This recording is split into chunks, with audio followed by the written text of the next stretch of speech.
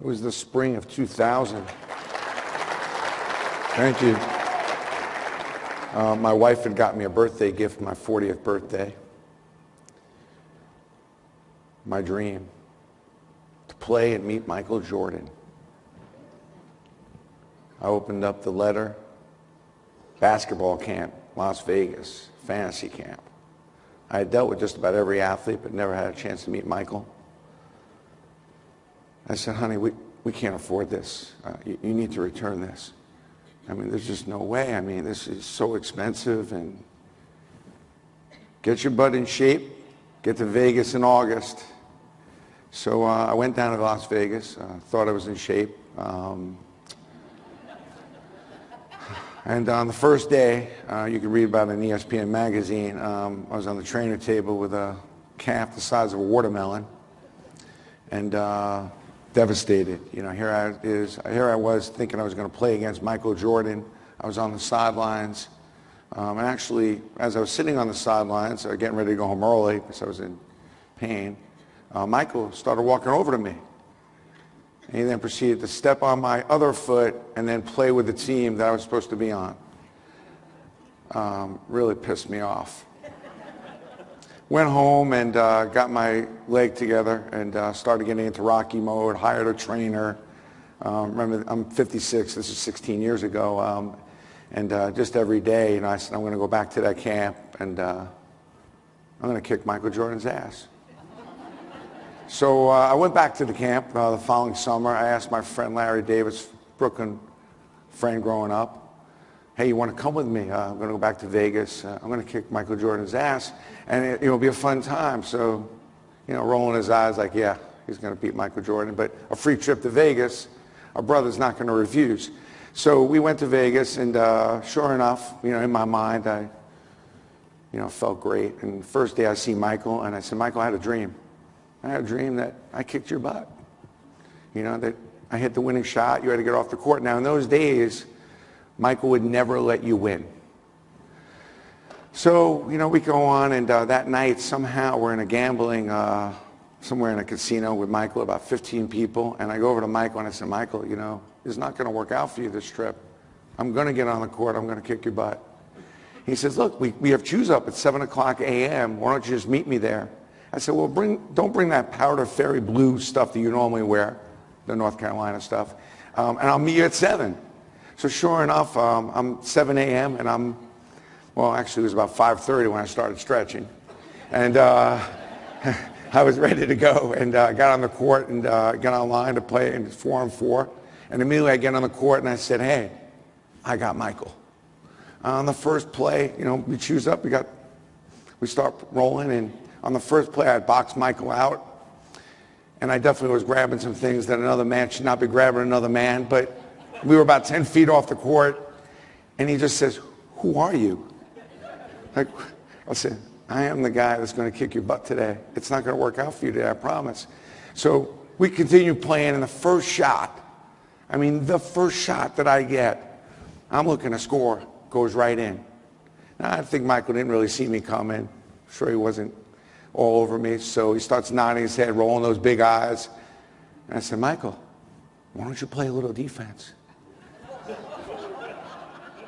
So on the next play, I'm looking to be a scorer, and immediately, as soon as I get the ball, I go up, and I didn't think Michael was that close. I'm not quite sure the ball has landed yet, but he just swats the ball away, and there were 3 courts in this big gym, and I mean, boom, and I was just, and we continue playing, and he's kind of nods his head like that was enough for you and everything else. So we continue playing, and it's 6-5 in a 7 game. And I am starting to get a little nervous that maybe this is not going to work out for me. And he's got the ball, and he doesn't seem that big to me.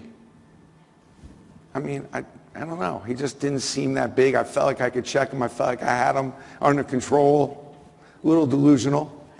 And he has the ball, and he's kind of doing this at this point. He's got a little 15-foot shot, and he's kind of, and for some reason, he passes to a short, stumpy guy underneath the basket. Big mistake. He misses the layup. I run right to the top of the key, clap my hands, get the ball, shoot it, boom, goes in, tie score. And I'm looking to be a scorer. As soon as we get the ball back, I take the ball out, I pass it to somebody on the side, and immediately I slide over to the right side on the elbow, about 5 feet over to the right of the foul line. And one of his men get in the way so he can't come over and guard me. And I got a wide open shot. Take that shot, nothing but net. Game over. Michael, get off the court now and watch me play. Sit down with the losers. Now, a lot of you are probably thinking how that story reflects to you, but something, a lot of times we write a story for ourselves, what we can't do. We get to a certain level, and we're all underdogs, and probably a lot of you out there are doing way more than what you ever accomplished, thought you were going to accomplish. A lot of you are thinking you did really come a long way, making more money than maybe you ever thought or your parents had made. But to me, I love the underdog role. Love it. Nothing to lose, everything to gain. And I've been that my whole life. I mean, I'm just a poor kid from Brooklyn. Started my company with $4,000, and I never look back. And I never really think about what's impossible. I don't know, if I played Michael Jordan in that game 100 times, I don't know what's going to happen. Probably most of you know. But at the end of the day, you only need one thing sometimes to happen that could change everything. And I believe that you have the power to will those things to be. So what is that one thing you think you can do? Well, maybe you can. Now, I was a little delusional in that process because I actually thought I could guard Michael, and I thought I had him, and I thought I was going to easily win this game and beat him. But you focus enough on things, you'd be surprised what can happen. A lot of people ask me, how do you develop all those relationships? And I think, we're all in the same game. It's a relationship game. I know the millennials and the Generation X guys will tell you different, because they can click and pick and get to where they want to go. But let's be honest with you. Those young ones they're lazy. But they're efficient. They're efficient. So we can't forget about those young ones. Eventually they're going to catch on, though, that you got to break a little bread, you got to pick up the phone and talk to somebody. For me, everything started, and I started this company with $4,000, and I was able to build a pretty good empire here, and I'm not done yet. You got to have balls was my mother's favorite line. Even though I have sold hundreds of thousands of balls, and it was a little bit of a play on words, my mother was a woman that was way ahead of her time. Look at that person, how lazy they are. Be fearless, do the right thing, go all the way. You got to have balls. That guy's spineless. That woman doesn't know what she's doing. So my mother was a powerhouse, and she was teaching me at a very early age. So I went to go see my mom, who at the time was running a beauty parlor, and I told her I wanted a career change. She said, "You're 12. What is it you think you..." What? I said, "Well, I've been working for Freddie the Fruit Man for a couple of years now, selling some fireworks, giving out some circulars underneath the L in Brooklyn. And I think I need more free time after school to play sports. And I need a different kind of opportunity and job so I can make money for us without taking all of my time." And I was thinking about maybe going into the paper delivery business. He says, "Okay, that's a good idea." So I go to Avenue X. I go to the man that has all the paper routes on East 4th Street and Avenue X. And I lived on 539 Kings Highway over a Glock Kosher Butcher. For those of you familiar with Glock Kosher. Well, that's where they kill the chickens underneath, in the butcher shop. So right underneath my window every morning was a man, killing chickens. Just to give a kind of a perspective of what my morning was like. So getting up a little earlier sometimes wasn't that bad a thing. So I went to go open up my paper route, and I got the first route. It was 29 dailies and 34 Sundays. And I saw a little circular hanging up on the wall that said, whoever opens up the most accounts will get a box of candy bars. Now, I tell people all the time, I saw the light at an early age. Unfortunately, it was the refrigerator light, because that refrigerator was empty. I was starving. So I said, there's no way I'm not winning that box of candy bars. There's no way. So what's a kid do? He's 12. I start knocking on doors. Sure enough, I run into a woman. She's about 70. I knew that she was going to be a person I was going to be able to sign up, because she had the stack of newspapers, it looked like, since the day she was born in her house. I said, "Ma'am, would you like to get the paper delivered?" She says, "No, I really wouldn't." I said, "Man, I'm going to be here every morning by 7 a.m. She says, yeah, but I go to the corner store. I said, ma'am, it's 8 cents from me and 8 cents from the corner store. Yeah, but then I got to tip you. I go home, I said, Mom, can you believe how cheap the people are in this neighborhood? She said, I'm going to teach you a valuable lesson. If you're selling something that someone else is selling, and you have to admit other people sell the newspaper, you have to differentiate yourself.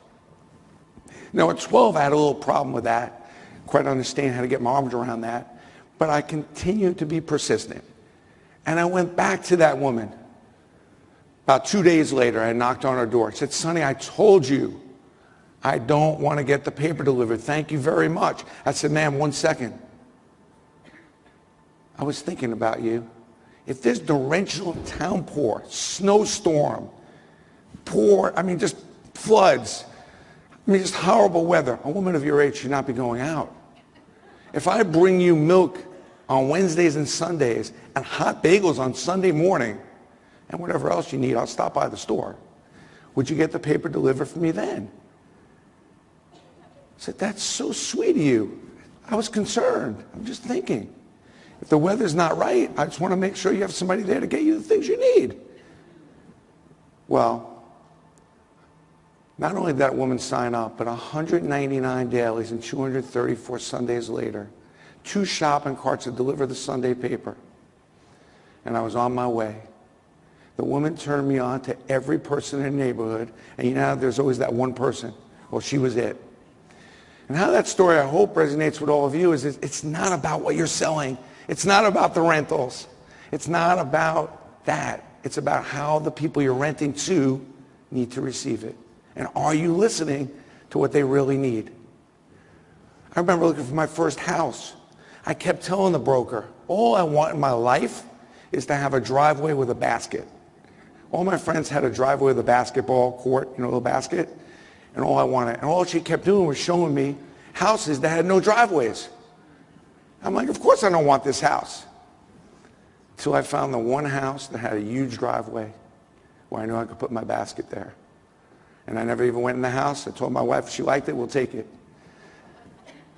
Fortunately, I have a full court, basketball court in my house, indoor and outdoor. Show you the lunacy, which is one of the blessings. But are you listening to your customers? And are you thinking about what they want and how they need to receive the house, how they need to receive the apartment?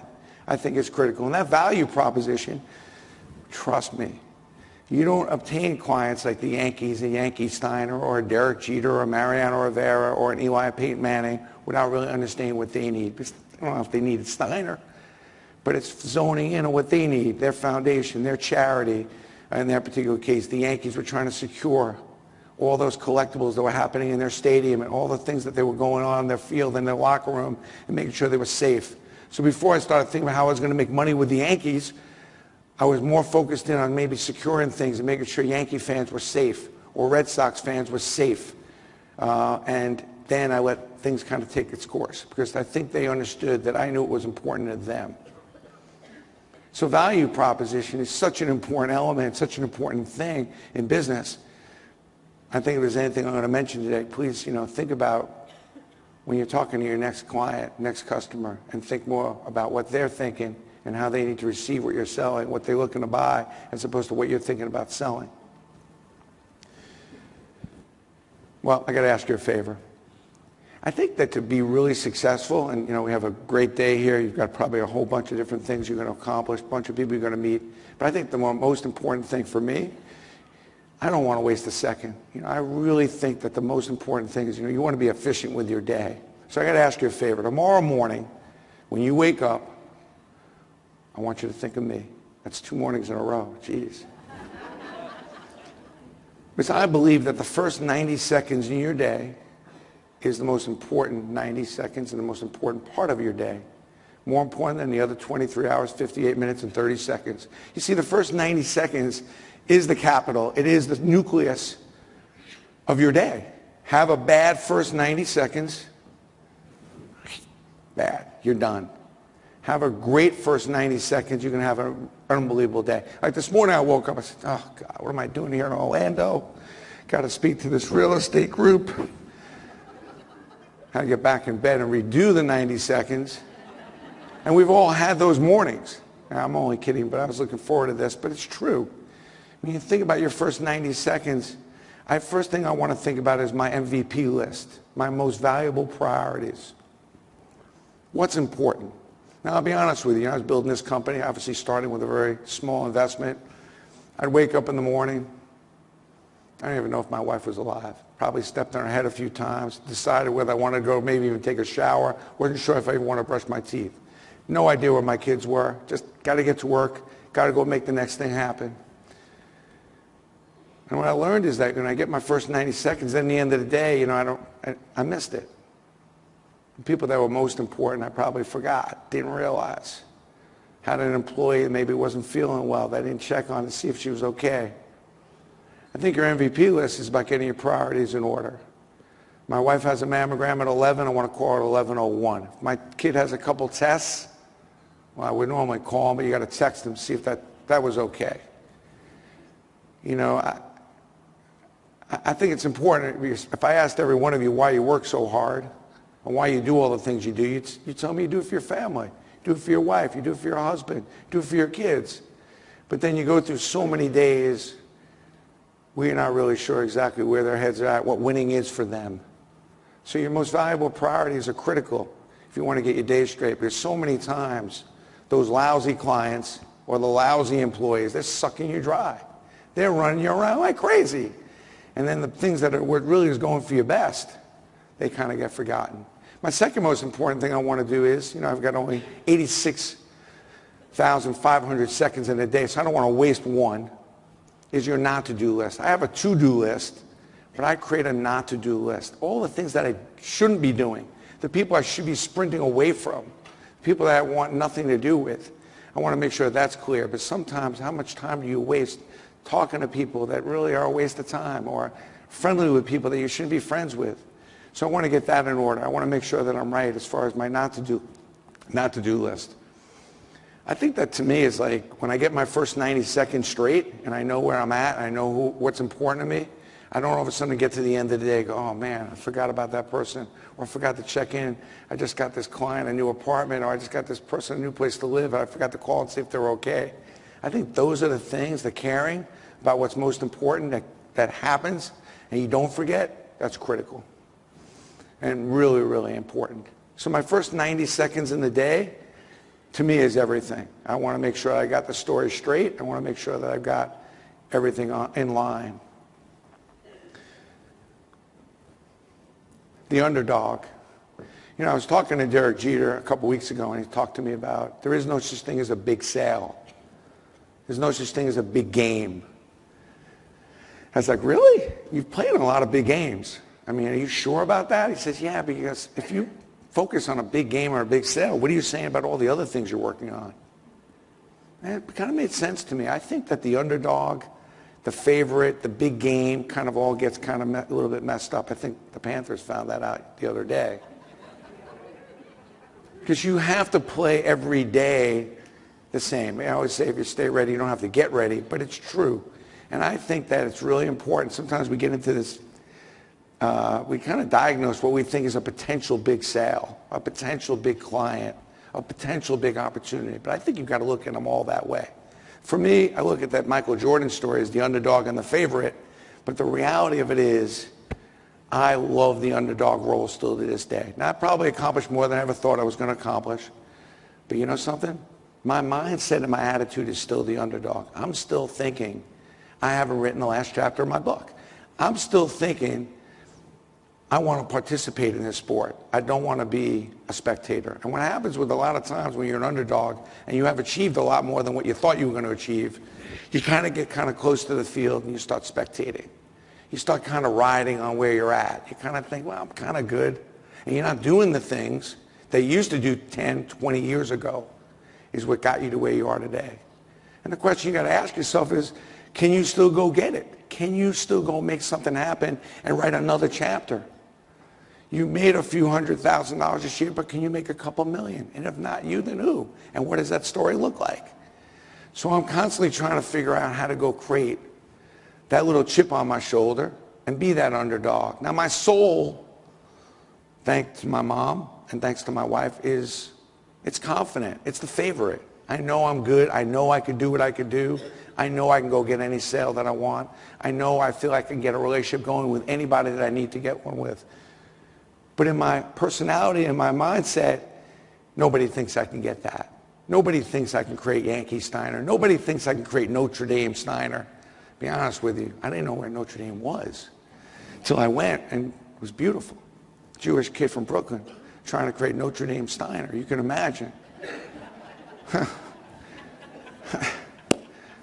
You know, and 8 hours waiting for the assistant athletic director to come out.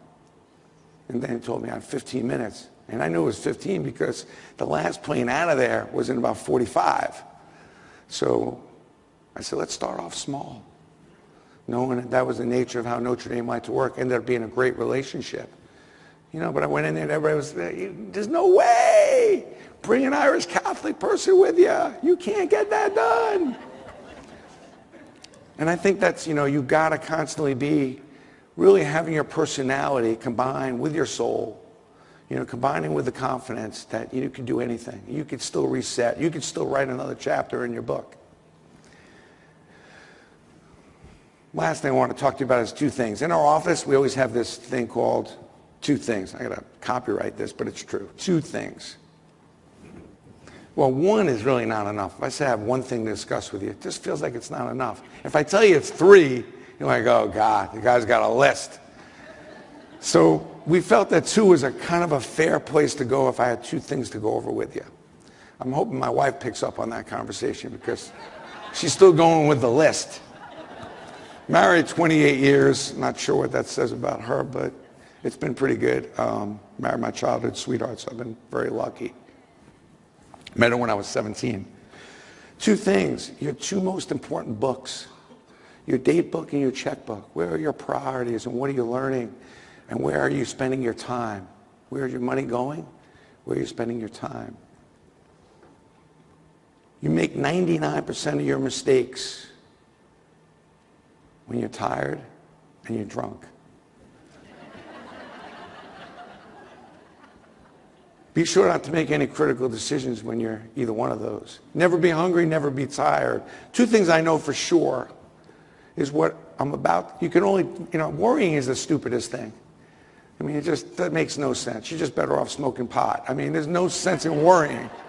It doesn't make sense. But the two things you can worry about only, and that is worry about what's about to happen and worry about what just did happen. You can plan for what's about to happen and then deal with what just happened. Simple. Two most important things in every relationship, trust and communication. Think about anybody you really, really care about. Think about your person or your favorite person. And you can tell them anything. You know that everything they tell you is true. So think about trust. Think about communication. Especially in this day and age, communication is so key. Because, I only wish that they came up with texting and emailing and Facebook and all that stuff. I wish they came up with that like 30 years ago and just recently invented talking on the phone. Everybody be talking. Everybody be calling each other. Can you believe this? We're talking to each other. This is amazing. But it's true. I'm still an old school guy. And here's the thing. I mentor a lot of people, but I'm all up for being mentored. Up. So a lot of you probably mentor younger people. Hopefully you do. That's a beautiful thing. But it's okay to go get some of those millennials and Generation X and let them mentor you. I keep them real close. They're lazy, very efficient. Don't ask them to do anything 1 minute after 5, and make sure you give them a big title and have a whole bunch of raises set up for them. But they will help you with communication. So I keep them real close. A couple kids right out of school. I always say, they can't find the bathroom. But if you ask them to go on their computer and see where the bathrooms are, they'll get there. And it's true. Two things. So mentor up. Find a good, smart young kid to show you how to Snapchat, Instagram. I remember I couldn't get on. First of all, I couldn't turn my computer on. I'm not going to lie. It took me about 5 years. I'm not kidding. I just had my assistant come in and turn the computer on. I didn't know how to do it. But I remember I was trying to get my Facebook going, and everybody's like, Facebook. And it is a popular, great vehicle, big Facebook fan. And Well, I couldn't get 100 people to like me on Facebook. So I threatened every employee if they didn't like me, they were going to get fired. And I got my first 100. Now I'm at 100,000. So, but Facebook's a great vehicle to communicate, and I think it's important. The two things, you know, what's your list? What's 2 lists? The things that make and give your life purpose, the things that give you joy. And then the other list is, why aren't you doing them? 2 things, what's winning? What's winning for your spouse or your husband, and what's winning for the people you work with? What's winning for them? If you want to fill yourself, forget yourself, ask that question. When was the last time you had that conversation? Remember, we had that conversation right before we got married. You know, we had an understanding what winning was. But maybe things have changed, and find out what's winning now for your spouse. You're probably working where you're working and working for some people, or some people working for you. Find out what's winning. It's a really simple question. What's winning? Do you have a winnable game? Maybe somebody can't figure it out, and maybe with a little bit of help. So I think, you know, when you want to grow, it's about the people that are around you, and the people that are helping you, the people that are kind of supporting you. And I want to know what winning is for them. It's a really important thing. You can't outwork bad nutrition. So just because you went to the gym this morning doesn't give you a right to eat really badly. We're all going to live to about, well, there's a lot of women here. Probably, they're living probably to 90. The men are probably going to live to about 83, the way I calculate it. So you all got a nice run ahead of you. I mean, I thought by the time I got to 56, I'd be headed to Florida here. That's where I'd be living, retired. But the reality is I probably have a good 25, 30-year run ahead of me. So why not take advantage? Why not, you know, why not make sure you have a good run? Make sure you're writing that last chapter in your book. It makes sense. And it's something that's efficient, that's effective. I don't know. I feel like the paint's not dry. I took my hand off the alternate control and delete a long time ago because I still feel like I have a great run in front of me. So I'm grateful, but I'm still not content. I'm still not feel like I have had my best day to some of the things that I could do. And I think that's a really important element to add into your day in your first 90 seconds, is to make sure you have that little chip on your shoulder and make sure that you can pictorialize. I mean, beating Michael Jordan was a little bit of a stretch. I'll admit it. It was a good opening, but it was a true story, and I pictured it every day. And I had that opportunity, and I took them. I had that day, and I got lucky. But I had that day, and sometimes lucky is good. So I want to thank you for having me today. I want to tell you, first of all, that, for bringing me in. All the money from my books and speaking go to charity. So today's is going to the Mickey Mantle School. You know, kids that actually need the help. And also there's a tutoring, there are kids in Mount Vernon and Westchester that need tutoring, and that money will go to pay for tutors. And the last thing I'll pass on to you is that every day for the last 8 years, I start my day with 2 acts of kindness. I do 2 things for 2 different people that have no idea it's going to happen. And then later in that day, which could be buying coffee for whoever's behind me, or it could be just sending somebody a gift, or sending somebody a book, or calling somebody that has no idea and inviting him to be able to meet a player that I pulled off of Facebook or whatever it is. And then later in the morning, I get 2 thank you letters, usually handwritten. I know that sounds weird, but there are still people handwriting notes, and it's okay to do that. And I get the best part of my day, you know, 2 acts of kindness. And today, you know, we start off with a great 2 acts of kindness, which is helping the Mickey Mantle School, and then also helping the kids in Mount Vernon who can't read be able to pay for tutoring and tutors for those kids. So thank you so much for having me. Very grateful. And I'm going to be outside if you have any questions to sign some books. To have a little bit of a tight agenda, but if you have any sports marketing questions or collectible questions, what's it worth? I'm more than glad to answer any one of those questions for you. And I hope you guys have a fantastic convention, and hopefully you guys make hit a lot of your goals in closing up this year. Thank you.